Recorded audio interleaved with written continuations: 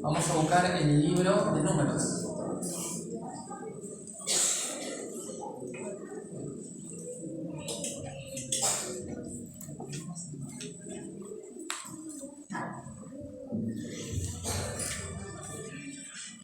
Libro de Números.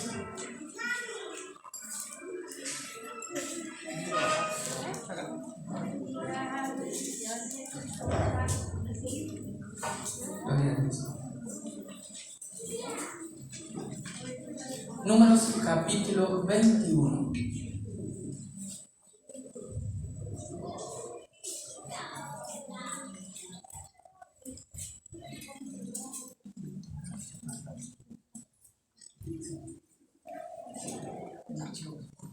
Y dice así, Números capítulo 21, versículo 4 en adelante. Esta es una historia que a mí siempre me llamó mucho la atención y me impactó porque habla de una serpiente de bronce. Y dice así, Números capítulo 21, versículo 24 en adelante. Los israelitas salieron del monte de Or por la ruta del Mar Rojo, bordeando el territorio de Edom. En el camino se impacientaron y comenzaron a hablar contra Dios y contra Moisés. ¿Para qué nos trajeron ustedes de Egipto a morir en este desierto? Aquí no hay agua, no hay pan ni agua. Ya estamos hartos de esta pésima comida, le decían a Dios y a Moisés. Por eso el Señor mandó contra ellos serpientes venenosas para que los mordieran y muchos israelitas murieron. Versículo 7. El pueblo se acercó entonces a Moisés y le dijo: hemos pecado al hablar contra el Señor y contra ti. Ruégale al Señor que nos quite todas estas serpientes. Entonces Moisés intercedió por el pueblo. En el versículo 8 dice así: y el Señor a esta intercesión que hizo Moisés le respondió: hazte una serpiente y ponla en un asta. Todos los que sean mordidos y la miren vivirán. Moisés hizo una serpiente de bronce y la puso en un asta. Y los que eran mordidos miraban a la serpiente de bronce y vivían. Y como son poquitos versículos, lo vamos a leer nuevamente, lo leo un poco más rápido y presten atención a ver qué les llama la atención. Los israelitas salieron del monte Or por la ruta del Mar Rojo, bordeando el territorio de Edom. En el camino se impacientaron y comenzaron a hablar contra Dios y contra Moisés. ¿Para qué nos trajeron ustedes de Egipto a morir en este desierto? Acá no hay agua ni pan. Ya estamos hartos de esta pésima comida. Por eso el Señor, estamos hartos de esta pésima comida. Versículo 6. Por eso el Señor mandó contra ellos serpientes venenosas para que los mordieran y muchos israelitas murieron. El pueblo se acercó entonces a Moisés y le dijo: hemos pecado y al hablar contra el Señor y contra ti. Ruégale al Señor que nos quite esas serpientes. Moisés intercedió por el pueblo. Y el Señor le dijo: haz una serpiente y ponla en un asta. Todos los que sean mordidos y la miren vivirán. Moisés hizo una serpiente de bronce y la puso en un asta. Y los que eran mordidos miraban a la serpiente de bronce y vivían.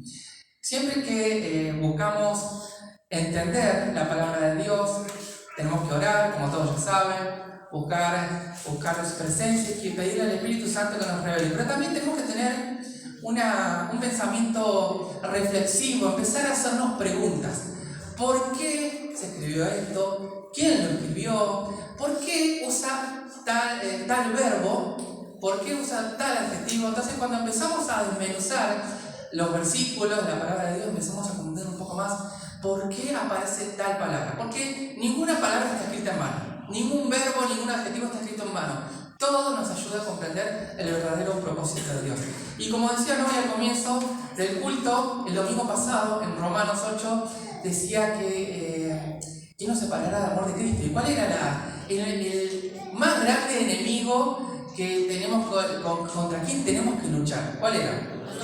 Contra nosotros mismos. Yo soy muchas veces mi mayor enemigo. Y soy quien muchas veces voy a ponerme trabas. Entonces tengo que luchar contra mi yo humano, de carne, y pedirle a Dios que me ayude a crecer espiritualmente, que crezca la imagen de Jesucristo en mi vida y empezar a caminar como una persona espiritual. Y la palabra de hoy habla de serpientes. Este capítulo siempre, esta historia siempre me quedó grabada cuando lo escuché también en el seminario. Entonces vamos a ir desmenuzando un poco esta palabra. Empezamos por el versículo 4, que dice: los israelitas salieron de un lugar, que era el monte de Or, por la ruta del Mar Rojo, bordeando el territorio de Edom. Y ahora yo les quiero mostrar un mapa para que ustedes se ubiquen más o menos, tengan una dimensión del lugar donde estaban, de dónde venían, cuánto tuvieron que caminar. Uy, no se ve nada. ¿Se apaga la luz? Ah, se apagó la luz, ahí que vayan atrás y apaguen la luz. No, yo no. Bueno, van a tener que usar mucho su imaginación, me parece. No se ve nada. Pero bueno, vamos a ir viendo esto. Dice, en el versículo 4 podemos ver que los israelitas venían de un largo, tampoco se ve nada, ¿sí? Pero bueno, no importa. El título de este mapa dice: el éxodo de los israelitas de Egipto y su entrada a Canaán. Todos saben que el pueblo de Israel salió de la esclavitud de Egipto y la meta era llegar a ¿dónde? A la tierra prometida. Y un trayecto que lo tenían que realizar en muy poco tiempo, en realidad les llevó ¿cuánto tiempo? 40 años, ¿sí? 40 años y un poquitito más. Entonces, quizás acá ustedes no se dan cuenta, me parece que está todo por la nueva, ¿no? Empezaron, ahí está Egipto, y tuvieron que ir caminando. Acá está el Mar Rojo tiene estos dos brazos, y fueron acampando. Durante esos 40 años fueron acampando en muchos lugares, que no están marcados acá, pero fueron muchísimos lugares que fueron acampando. Fíjense que tuvieron que cruzar el Mar Rojo, cuando las aguas se abrieron, y siguieron bordeando el Mar Rojo, vinieron por este lugar, Refidim, después siguieron por este lugar, y en este punto, que no llevo a leer el nombre, si me ayudas ahí, Yani, ese punto 11. Erizón. ¿Qué dice? Sion Geber. El Sion Geber. Fíjense que tuvieron que hacer todo este trayecto hacia el punto 12, dar toda la vuelta, pasaron por Cades Barnea, bajaron de nuevo al mismo punto y ahí tuvieron que bordear todo lo que sería el territorio de Edom, que el rey de ese lugar no los dejaba pasar. Habían pedido permiso para no los dejaba pasar. Y acá no se ve la escala, pero acá nos dice que esta medida son 120 kilómetros, ¿no? Dice ahí que ustedes que ven mejor en la compu, 120 kilómetros. Y si nosotros nos paramos, acá está el monte, a ver si lo marca con la flechita, el monte Or. No sé si se ve. No se ve la flecha. No se ve la flecha, pero bueno, ahí donde está el número 13, sí. Para este lado, entre medio de las dos rayas azules, está el monte Or, que es donde ellos estaban acampando. Y desde ese monte hacia el punto 14 es donde terminan el próximo capítulo que llegaron, pero más o menos a la mitad de ese viaje, de ese trayecto entre el monte Or, que está cerca del punto 13, hasta el punto 14, pasó esta historia de la serpiente de bronce. ¿Y qué? Si bajás un poquito, que sea medio metro, se ve igual como si bajás la pantalla. Ah, la puerta blanca, decís vos. No, claro, bajar la pantalla, el pretor, se ve hacia abajo, así no salta tanto. Ah, claro. Gracias. No. Entonces, a mí me gusta mucho cuando me ponen la prueba, empezar a ver dónde estaban, cuánto tuvieron que caminar. Yo creo que siempre le digo lo mismo, ¿no? Tuvieron que caminar muchísimo. Si uno usa esa escala, más o menos los kilómetros desde el monte de Or hasta donde pasó lo de las serpientes fueron más o menos entre 40 y 80 kilómetros. ¿Sí? Casi, acá. Corre para allá el proyector. Bien, acá está el monte de Or. Y ellos tenían que llegar acá arriba, por acá está la tierra prometida, entonces tuvieron que caminar este trayecto. Y por acá, por la mitad del camino, que son más o menos entre 40 y 80 kilómetros entre los dos puntos, pasó esta historia de las serpientes. Caminaron muchísimos kilómetros. Fíjense que entre ese punto y lo que yo les estoy hablando fueron más o menos 60 kilómetros a pie. ¿Saben cuántas personas constituían en ese momento el pueblo de Israel? 2 millones de personas se estima que eran en total. 2 millones de personas caminando por el desierto, caminando entre montes, montañas, entre superficie muy pero muy complicada para caminar con ancianos, para caminar con niños, Entonces, venían muy cansados. Habían salido de Egipto y ¿saben cuánto? Vieron que yo les dije que, y la Biblia nos cuenta, que tardaron 40 años, un poquitito más, para llegar a la tierra prometida. ¿Saben más o menos cuántos años habían pasado desde que salieron de ese punto que era Egipto allá? El uno, justo 40 años. Recién ahí iban a los 40 años. O sea, les tomó 40 años hacer todo este trayecto, dar la vueltita, llegar al Monte de Oro. ¿Y por qué hago énfasis en este punto de cuánto caminaron? Porque venían muy cansados, venían súper cansados. ¿Cuántas veces vienen al culto cansados? ¿Cuántas veces van a servir, van a trabajar cansados, vuelven de trabajar cansados, van a su casa cansados, vienen de su casa? Muchas veces estamos cansados. Ahora imagínense si eran parte de ese pueblo y hacía 40 años que Dios los había sacado de la esclavitud, de las manos del faraón, que les prometió que iban a llegar a una tierra donde fluía leche y miel, y pasaron 40 años y todavía nada. Entonces este pueblo que estaba acampando en el Monte de Or siguió su camino en busca de la tierra prometida. Ya estaban casi al final de su camino, donde se encontraron con esta situación. Ya les dije que fueron más o menos 2 millones de personas que venían caminando, padecieron guerra tras guerra, tuvieron muchísimas guerras que librar contra otros pueblos. Y en ese monte Or pasó algo muy importante. En ese monte murió Aarón. Antes de salir de ese campamento que habían hecho en el monte, dice que en los capítulos anteriores, al que estamos leyendo, cuenta la Biblia que Dios le dijo a Moisés que Aarón tenía que subir arriba para que Eleazar tomara su puesto, tomara su lugar. Que en ese monte Aarón cuando subía iba a morir. ¿Y qué tenía que hacer Moisés? Tenía que sacarle las vestiduras del real sacerdocio y ponérselas al hijo de él, que era Eleazar. Y cuando subieron a ese monte, y el pueblo, esas 2 millones de personas, vio que solamente bajó Moisés con Eleazar y se enteraron que Aarón había muerto y había quedado en ese lugar, dice que el pueblo lloró durante 30 días. Se pusieron muy tristes. Entonces, yo los estoy poniendo en situación. Están súper cansados. Están muchos decepcionados porque Dios les había prometido tantas cosas y todavía no se lo había prometido, no se lo había cumplido, el llegar a esa tierra prometida que le iba a dar un bienestar que solamente lo podían encontrar con la ayuda de Dios. Y encima, en ese monte, en ese último campamento, murió Aarón, que era un siervo de Dios, un sacerdote muy amado por todo el pueblo, muy querido, muy respetado. Entonces, durante 30 días, nos cuenta la Biblia que el pueblo lloró, todo el pueblo lloró. Y así, con esa situación en su corazón, con ese sentimiento en su corazón, de todo lo que acontece caminar durante 40 años, seguramente perdieron muchos familiares, perdieron mucho ganado, mucho de todo lo que tenían, fueron perdiendo. Y con ese corazón ellos siguieron caminando hacia esa tierra prometida. En ese monte, donde Aarón le quitó las vestiduras, donde Moisés le quitó las vestiduras a Aarón y se les puso a Eleazar, ¿saben cuántos años tenía Aarón en su fallecimiento? 123 años.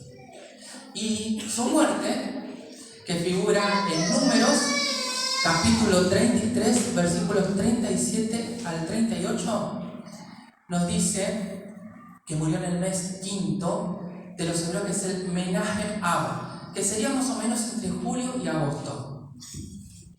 A mí me encanta saber todas estas cosas. Me encanta buscar un poco más, saber cuántos años tenía. Cuando la Biblia dice, en el mes quinto empezó a buscar el mes quinto para los hebreos. ¿Cuál sería? Es el mismo para nosotros. Entonces, el mes quinto para los hebreos se llama Menahem Ab, que sería más o menos entre julio y agosto, y su calendario, el de los judíos, se rige por la luna. Entonces depende de la luna, cuando está puesta como una media luna es el primer día del mes. Y en general los meses de los judíos tienen 29 días. Es interesante aprender estas cosas. Pero Aarón fue llevado a la presencia de Dios. ¿Pero saben por qué murió ahí? Por castigo. Porque él había desobedecido a Dios. Muchos capítulos atrás y muchos años atrás había desobedecido junto con Moisés a la orden de Dios. Entonces fue castigado y murió en ese lugar. Vamos a seguir leyendo. Dice, yo les decía, estaban de luto, estaban tristes, amargados, con hambre, cansados, muchos seguramente enfermos, estresados. ¿Usted se piensa que en ese momento no había estrés? Si nosotros estamos estresados hoy en día, imagínense en esa situación. Estaban súper estresados. Por lo tanto, esta historia nos dice que estallaron en furia una vez más. ¿Por qué una vez más? Porque muchas veces el pueblo de Israel durante estos 40 años pecó contra Dios, se enojó, se rebeló, hizo muchas cosas malas. A pesar de que durante ese caminar de 40 años al lado de Dios pudo ver muchos milagros y pudo palpar que Dios existía, que estaba a su lado, que los guardaba, los protegía, les proveía cada día del maná, les daba de comer. Pero ellos se volvieron a enojar con Dios y empezaron a blasfemar. Algo que, pensando en esta situación, me hizo acordar. Vieron que la generación que está ahora, a ver, levante la mano aquellos que nacieron después del 2010. ¿Quién nació después del 2010? No, está en la escuelita. Ah, está en la escuelita. ¿No hay nadie que nació después del 2010? No. Bien. ¿Quién nació entre 1995 y 2000? Levante la mano. Bueno, ¿saben qué? Ustedes son la generación Z o Centennial, ¿sabían? ¿No? Bueno, levante la mano aquellos que nacieron entre 1982 y 1994. Bien. Nosotros somos la generación Y o Millennial. Y por último, los que nacieron entre 1965 y 1981, levante la mano. Hay gente de antes también. La generación que nació entre 1965 y 1981 son la generación, ¿saben qué? Generación X. Miren qué cosas estamos aprendiendo. Ahora, ¿por qué me interesa o nos interesa saber esto? Yo quiero saber algo. Sí, dígame. 1950. Ay, me mataste. No llegué. No llegué tan atrás. Ya, me faltó averiguar, te lo averiguo para la próxima. Era la mejor generación. Eso, sin lugar a dudas. ¿No? Creo que sí. Lo hice muy seguro.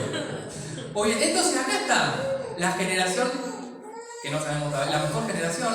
Está la generación X, que soy yo, generación Y y la generación Z. Y la última generación, que es de 2010 en adelante, es la famosa generación de cristal. Ahora, vamos a tratar de comprender un poco qué es esto de la generación de cristal. Y hay una famosa filósofa que se llama Montserrat Nebrera, quien adoptó el término generación de cristal para identificar a los hijos de una generación trabajadora y luchadora, que son los de la generación X. Y que además, esta generación X vivió una época de carencia. Estamos hablando de la generación de 1965 a 1981. Entonces, esta filósofa adoptó este término para la generación del 2010 en adelante. La generación de cristal dice que surge en el seno de una crianza respetuosa, con apego y con el afán de crear vínculos con sus hijos y asumir una actitud protectora. Caen en el extremo de ofrecerles todo a sus hijos bajo el pretexto de brindarles una mayor calidad de vida. No sé si les suena, conocen a alguien. Dice que esta generación tiene ciertas características.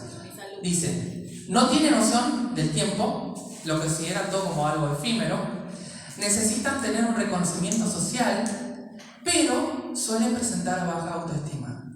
Son sensibles a situaciones cotidianas, tienen tendencia a la melancolía, se victimizan frecuentemente, muestran fragilidad de carácter por la sobreprotección que tuvieron, carecen de tolerancia ante la crítica. ¿Qué más? Se frustran rápidamente, son inestables emocionalmente, sufren de inseguridad y por último, tienen adicción a la tecnología, pero tienen grandes habilidades audiovisuales. y desconocen la importancia de los libros y lo tienen en la cultura. Escuché por ahí abajo, Janine.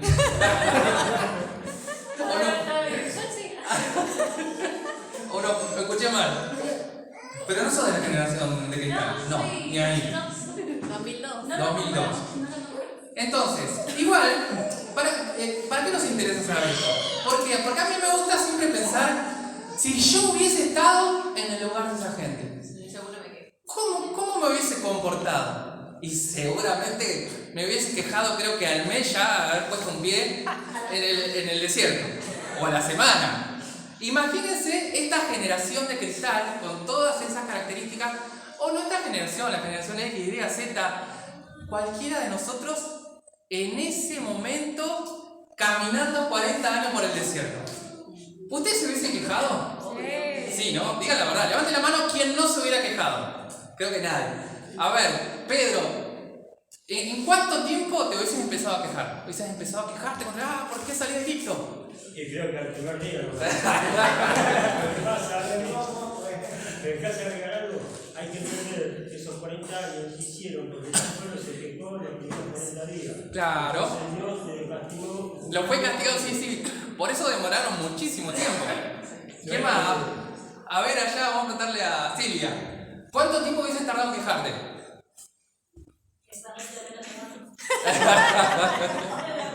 Yo creo que cualquiera de nosotros hubiese tardado mucho menos en enojarnos con Dios, en frustrarnos, en estresarnos, porque tenemos una vida mucho más sencilla que esta generación, que no sé qué nombre tendrá, pero esta generación que caminó por el desierto. Entonces, yo tengo unas imágenes para mostrarles, para comparar el famoso perrito que aparece en internet, ¿no? A ver, mi papá a los 18 años. A ver, si se ve acá, que se vea mejor. Dice, ya llegué, familia, bajen a saludar a su padre. Y la generación de lo que estamos ahora, que dice, mamá, este anime no tiene segunda temporada, está triste, se pone triste por cualquier cosa lo lastima. Vamos con otro meme. Siempre tiene que haber la persona de los perritos, ¿no? Dice, perros en la Segunda Guerra Mundial. ¿Y qué dice? Dispara esa monda para ver cómo es. Claro, el perro le dice dispará para ver cómo suena. Y ahora los perritos, la pólvora me da ansiedad. Con su trajecito, todo protegido en la casa, como un bebé. ¿Qué más? Papá antes y papá ahora. ¿Qué dice? No lleva a leer. Y que sea la última vez que salí sin permiso. Está con el cinto, ¿no? Y el hijo todo por su... Sí, jefe, no vuelvo a usar. Y ahora que dice, ay, le voy a poner el patito Juan para que deje llorar. ¿Cuánto le ponen el celular al nene para que deje llorar? Bueno, esto es para que nos riamos un poco. Pero nos muestra un poco, muchas veces cómo es esa diferencia entre las generaciones y la gran diferencia que tenemos con este pueblo de Israel, que tenía un carácter mucho más formado, mucho más fuerte, porque recuerden que estuvieron bajo la esclavitud de Egipto, del faraón, que los tenía, o sea, eran esclavos, y ustedes ya saben lo que es ser esclavo. Entonces, empecemos a pensar, ¿cómo tengo que actuar? ¿Cómo tengo que reaccionar? ¿Me estreso demasiado rápido? ¿Me enojo demasiado rápido? Entonces, el pueblo de Israel tuvo 40 años, ¿de qué me quejo yo? ¿De qué me puedo quejar? Sí, puedes quejarte, pero siempre las historias bíblicas nos tienen que ayudar a recapacitar y a tomar una mejor decisión, un mejor pensamiento. Y de pensamiento hablando, tiene mucho que ver el pensamiento en esta historia, porque todo empieza por acá, ¿sí?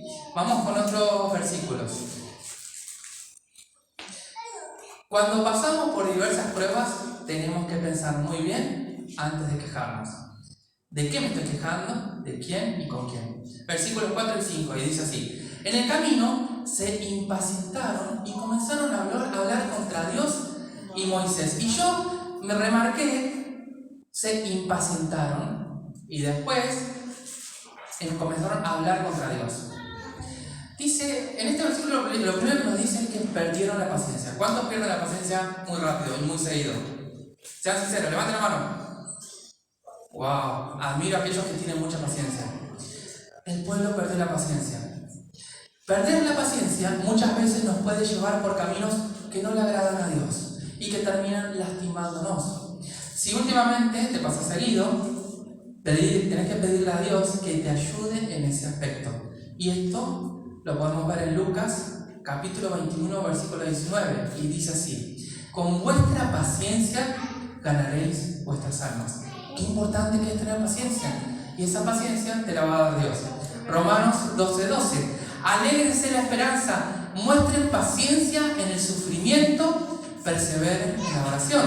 Y por último, en Gálatas 5, del 22 al 23, dice: mas el fruto del Espíritu es amor, gozo, paz, paciencia y muchos más, etc. Entonces, qué importante que es tener paciencia. Este pueblo perdió la paciencia. Lo primero que dice en el versículo 4 es: en el camino se impacientaron. Entonces, hablar contra Dios es pecar contra Dios. Ellos empezaron a hablar contra Dios. Hablar contra Moisés, el siervo de Dios, también es hablar contra Dios. Entonces, el pecado de este pueblo fue triple. ¿Por qué? Primero, hablaron en contra de Dios. Segundo, hablaron en contra del siervo de Dios. Y por último, hablaron en contra de la provisión de Dios. ¿Sí? Entonces, hablaron en contra de Dios, hablaron en contra del siervo de Dios y hablaron en contra de la provisión de Dios. Y en el versículo 5 dice: ¿para qué nos trajeron ustedes de Egipto a morir en este desierto? Aquí no hay pan ni agua, estamos hartos de esta pésima comida. ¿Cuántas veces habrás dicho: estoy harto de esto, estoy harto de que me pase esto, estoy harto de que suceda esto? Bueno, el pueblo estaba harto. Pero fíjense que estaba harto de la comida, hasta de la comida. Primero, se quejaron contra Dios, decíamos, ¿no? Cuando amo más el mundo que las cosas espirituales y no me someto a Dios, es pecar contra Dios. Pecar contra el siervo de Dios. Si hablo mal de Dios, y esto es muy importante, porque todos somos siervos de Dios. Si hablas mal de Dios, pero no hablas mal de vos, algo estás haciendo mal. ¿Se entiende, no? Si alguien habla mal de Dios, pero no está hablando mal de vos, que sos un siervo de Dios, es porque hay algo que estás haciendo mal. Si hablas mal de Dios y hablas también mal de vos, estás haciendo algo bien. Porque sos un digno representante de Dios. O sea, lo detestan tanto a Dios y ven a Dios en tu vida que también tienen que hablar mal de vos. Porque eso es el reflejo de Dios. Entonces, si no están hablando mal de vos, es raro. Esto le pasó a Moisés. Hablaron mal de Dios y encima hablaron mal de él. Algo positivo, y lo que siempre algo positivo encontramos en las cosas malas. Y por último, esta frase a mí me encantó, que dice: la medida de nuestra unidad con Dios será la medida de nuestro sufrimiento por Él. Lo vuelvo a repetir. La medida de nuestra unidad con Dios será la medida de nuestro sufrimiento por Él. Y por último, con respecto a este versículo, hablaron contra la provisión de Dios. El maná era provisto por Dios para su subsistencia. Los mantenía vivos. Ciertamente no era la comida más rica, más deliciosa, no era un churrasco, no era un asado, no les daba el vino Cabernet o Malbec, pero cumplía el propósito por el cual Dios los enviaba, que era que siguieran vivos. Ese era el propósito. El propósito no era que sea rico, el propósito era mantenerlos vivos. Y ellos se quejaron. Si te identificás con alguno de estos puntos, es un buen momento para empezar a reflexionar y cambiar la mentalidad que tenés con la ayuda de Dios. Si te estabas quejando contra Dios, o si te estabas quejando contra el siervo de Dios, o si te estabas quejando de lo que Dios te da, tenés que empezar a orar un poco más y decirle que Dios te ayude a cambiar esa mentalidad. Tenemos que empezar a cambiar la mentalidad. Y darle un codazo a Rodrigo que se me está durmiendo. Versículo 6, ya termino. Por eso el Señor mandó contra ellos serpientes venenosas para que los mordieran y muchos israelitas murieron. Como Dios es justo y no puede ir contra Él mismo, tenía que castigar a este pueblo por su gran pecado que era blasfemar contra su nombre y contra el cielo. La Biblia nos dice en Romanos capítulo 6, versículo 23, que la paga del pecado, ¿qué es? La muerte. Bien. Muchas veces las pruebas y tribulaciones, esta historia nos enseña que deben ser duras. Dios no quiere que tengamos pruebas duras. No está en su corazón que nosotros tengamos pruebas duras, pero muchas veces permite que las pruebas sean duras para generar un cambio en los corazones duros. Y la prueba verdadera lleva a la verdadera confesión de arrepentimiento. La prueba verdadera lleva a la verdadera confesión de arrepentimiento. La persona que no se considera pecador difícilmente considerará que necesita de Dios. Y fíjense ahora algo más grave todavía. Pero yo les dije, la persona que no se considera pecador difícilmente considerará que necesita a Dios. Y la persona que sabe que es pecadora, pero no pretende confesar su culpa, es porque decidió no necesitar a Dios. Eso es mucho más grave. Yo sé que soy pecador, soy re pecador, pero no me importa, no necesito a Dios. Es muchísimo más grave. Los dos son graves, porque estamos alejándonos de Dios. Esto genera una enemistad con Dios. Cuando yo no me arrepiento, no me doy cuenta de mis pecados, no tomo conocimiento y no me arrepiento de corazón, esto hace que me aleje cada día más de Dios. Versículo 7. El pueblo se acercó entonces a Moisés y dijo: hemos pecado al hablar contra el Señor y contra ti. Ruégale al Señor que nos quite estas serpientes. Y dice que Moisés intercedió por el pueblo. Fíjense que Dios tuvo que mandar muchas serpientes y muchos tuvieron que morir hasta que decidieron aceptar su culpa y acercarse a Moisés. Y yo remarqué, se acercó, hemos pecado, ruégale al Señor. Son palabras y frases que me indican un poco cuál era el corazón de esas personas, del pueblo en ese momento, qué es lo que Dios había transformado en sus vidas. Al momento de confesar, tengo que hacerlo con un corazón sincero. Como cuando alabo a Dios, lo tengo que hacer con el corazón más sincero. Tengo que estar humillado ante Dios y con un corazón abierto. ¿Abierto a qué? A permitir que Él cambie lo que necesite cambiar en mi vida, aunque no me guste. Entonces, el método sería: me acerco y confieso. ¿Sí? Digamos fuerte: me acerco y confieso. Una vez más, me acerco y confieso. Así como hizo el pueblo de Israel. ¿Y cómo te acercas?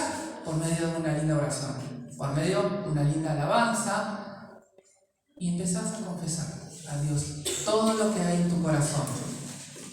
Una vez que confieso y pido perdón, ¿a quién le pido perdón? A Dios, al siervo, a mi hermano Cristo. ¿Contra quién estoy enojado? Sin perdón, el único que sigue sufriendo soy yo, no la persona que ofendí. Sigo sufriendo yo.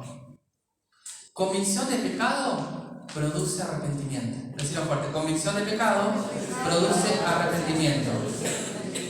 El veneno de las serpientes envenenaba a las personas y las mataba. El corazón del ser humano es un corazón envenenado, condenado a la muerte por sus pecados. Hoy estoy tratando de leer un poco más de mis apuntes, porque lo mismo pasó, me predicaste mucho, claro, porque dejé un poco de lado los apuntes y empecé a hablar sin el parámetro. Así que, entonces decíamos que el veneno de las serpientes envenenaba a las personas. Muchas veces el corazón de las personas es envenenado por el mundo, es envenenado por las amistades del mundo, por muchas cosas que nos rodean. Moisés fue despreciado, pero cuando el pueblo se arrepintió, dice la palabra de Dios que acudió a él para que sea el mediador. Cuando muchas veces te desprecien y te maldigan por causa de Cristo te van a bendecir luego. ¿Cuántos dicen amén? Esto le pasó a Moisés. Y seguimos leyendo el versículo 8 que dice: y el Señor le dijo: hazte una serpiente y ponla en un asta, y todos los que sean mordidos y la miren vivirán. Versículo 9: Moisés hizo una serpiente de bronce y la puso en un asta, y los que eran mordidos miraban a la serpiente de bronce y vivían. La respuesta de Dios y la solución, la verdad que a mí me sorprendió. Seguramente muchos de ellos no entendieron el porqué. O sea, Dios manda serpientes para que me muerdan y me muera. Y para salvarme me está diciendo que mire una serpiente. ¿Está jugando con Dios conmigo? Sí, Dios le dijo que mire una serpiente. Muchas veces no vamos a entender el por qué, pero tenemos que entender el para qué. ¿Sí? No, muchas veces no importa, porque a Dios no le interesa decirte por qué. Tenés que obedecerle, tenés que creer, tenés que confiar en su palabra. Y el resultado final era que iban a ser salvos, que iban a ser sanados. Le dio la solución. Muchas veces hay canciones que cantamos que hablan de que en la Biblia y que Dios tiene secretos espirituales que no nos fueron revelados. Porque no todo nos fue revelado. Hay cosas que Dios se guardó para Él, porque seguramente consideró que no era importante para nosotros, porque lo más importante es que sepamos que Cristo era el Hijo de Dios, era Dios mismo, que vino a esta tierra, murió por nosotros, por nuestros pecados, y gracias a Él somos salvos. Y que tenemos que compartir esta salvación a todos los que crucemos, o que podamos hacerlo. Entonces, pero hay muchas cosas que Dios no nos reveló. Por lo tanto, no te gastes en intentar averiguar por qué. Dios sabe por qué te está pasando tal cosa. Tenés que creer en que Él siempre espera lo mejor, siempre te hace pasar por algo para darte algo mejor. ¿Amén? Lo primero que pensé cuando leí esto, dije, serpientes de castigo y luego una serpiente de bronce de salvación. ¿Dios estaba burlando del pueblo? No. Estos versículos están relacionados, ¿saben con qué? Con Jesucristo y su obra redentora. Y esto lo vamos a ver en Juan capítulo 3. Juan capítulo 3 dice así: y como Moisés levantó la serpiente del desierto, así es necesario que el Hijo del Hombre sea levantado, para que todo aquel que en Él cree no se pierda, mas tenga vida eterna. Gloria a Dios. Jesús mismo estaba hablando de esta historia que había pasado hace mucho tiempo atrás con el pueblo de Israel. Por lo tanto, era necesario que pase. Estaba en el plan de Dios que el pueblo de Israel fuera mordido por serpientes y que levanten un asta con una serpiente de bronce. Porque lo mismo iba a pasar con Jesús.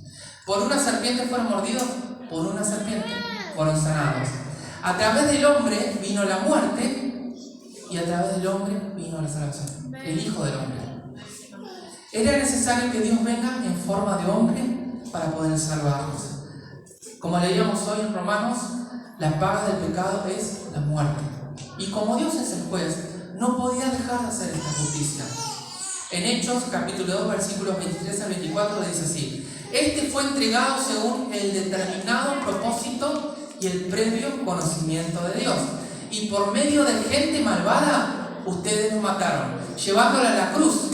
Sin embargo, Dios lo resucitó, liberándolo de las angustias de la muerte, porque era imposible que la muerte lo mantuviera bajo su dominio. Y ya termino con esto. Cristo fue levantado en la cruz del Calvario, y esto era parte del plan divino de Dios.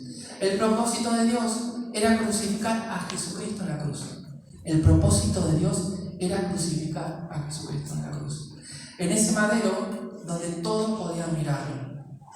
Ver al Hijo del Hombre, al Hijo de Dios, derramando su sangre, ríos de amor, de perdón, de redención y de salvación. Todos podían verlo. Y dice que luego fue levantado a los cielos. Anteriormente dijimos que en Romanos 23 decía que la paga del pecado es la muerte. Pero nos faltó una frase más. Sigue diciendo esto: la paga del pecado es la muerte, mas la dádiva de Dios es vida eterna en Cristo Jesús, Señor nuestro. Amén. Mas la dádiva de Dios es vida eterna en Cristo Jesús, Señor nuestro. Aún hoy nosotros lo podemos ver por medio del Espíritu Santo en ese madero. Donde quiera que miremos, donde quiera que estemos, siempre vamos a encontrarlo. Siempre va a estar ahí para nosotros, para sanarnos, para salvarnos. Solo tengo que mirar y creer. Decirle a la persona que tenés al lado: solo tenés que mirar y creer. Juan 3:16: porque de tal manera amó Dios al mundo que ha dado su Hijo unigénito, para que todo aquel que en Él cree no se pierda, mas tenga vida eterna. Porque no envió Dios a su Hijo al mundo para condenar al mundo, sino para que el mundo sea salvo por él. Ese maná que Dios le enviaba a ese pueblo que caía como lluvia, ese maná que era el pan de vida, es Jesucristo para nosotros. Jesús es el maná para nosotros, es nuestro pan de vida. En esta historia podemos ver 4 puntos importantes. Pecaron, Dios impartió justicia y castigo por el pecado, se arrepintieron y esto produjo perdón y salvación. Pecaron, hubo justicia y castigo, arrepentimiento y esto produjo perdón y salvación. Y esta dinámica se va repitiendo muchas veces en la historia del pueblo de Israel en el desierto y también en nuestras vidas. Pecamos, recibimos justicia de parte de Dios, nos arrepentimos y le pedimos perdón y Él nos da perdón y salvación. Lo importante de esto es que siempre, pero siempre, al arrepentirnos, Dios nos perdona. Amén. Vamos a cerrar nuestros ojos abiertos esta mañana. Señor, te damos gracias por esta palabra. Gracias porque a través de esta historia bíblica podemos comprender una vez más el significado de tu muerte en la cruz del Calvario.